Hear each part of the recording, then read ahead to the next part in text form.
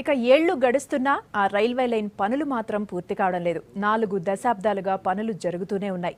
2 అడుగులు ముందుకు 3 అడుగులు వెనక్కు అన్నట్లుగా ఆ పనులపై అసంతృప్తి వ్యక్తం చేస్తున్నారు అక్కడి ప్రజలు.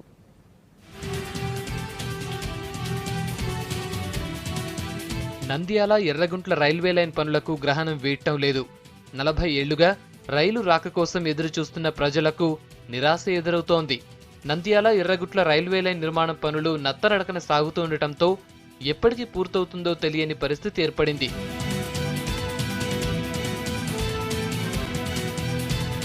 నాలుగు దశాబ్దాల క్రితం అప్పటి కేంద్ర హోంశాఖ సహాయ మంత్రి పెండేకంటి వెంకట సుబ్బయ్య ప్రతిపాదించిన ఈ రైలు మార్గానికి 1991లో అప్పటి ప్రధానమంత్రి పివి నరసింహారావు రైల్వే ట్రాక్ పనులు ప్రారంభించారు. 5 ఏళ్లలో పూర్తి కావాల్సిన రైలు మార్గం 25 ఏళ్లు దాటుతున్నా పూర్తి కాకపోవడంపై ప్రజలు అసంతృప్తి వ్యక్తం చేస్తున్నారు.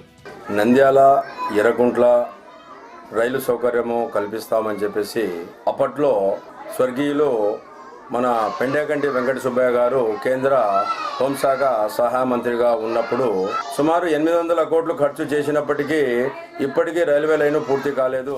నంద్యాల ఎర్రగుంట్ల మధ్య 123 కిలోమీటర్లు ఉన్న ఈ రైలు మార్గం ప్రారంభించిన నాటి నుంచి ఏటా సవరణలతో బడ్జెట్ 800 కోట్లకు చేరుకుంది. ఈ ఏడాది పెండింగ్ పనులు పూర్తి చేయడానికి కేంద్రం 130 కోట్లు విడుదల చేసింది. అయినా పనులు ఊపందుకోవటం లేదు. రైల్వే లైన్ నిర్మాణ పనుల్లో నాణ్యతా లోపాలు స్పష్టంగా కనిపిస్తున్నా పట్టించుకునేవారే కరువయ్యారు.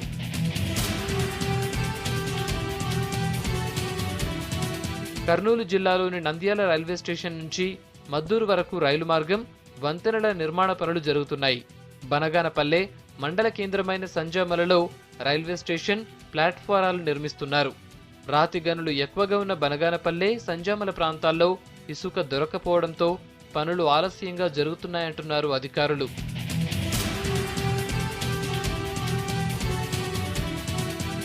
వచ్చే రైల్వే బడ్జెట్ నాటికి పనులు పూర్తి చేయాలంటున్నారు జనం.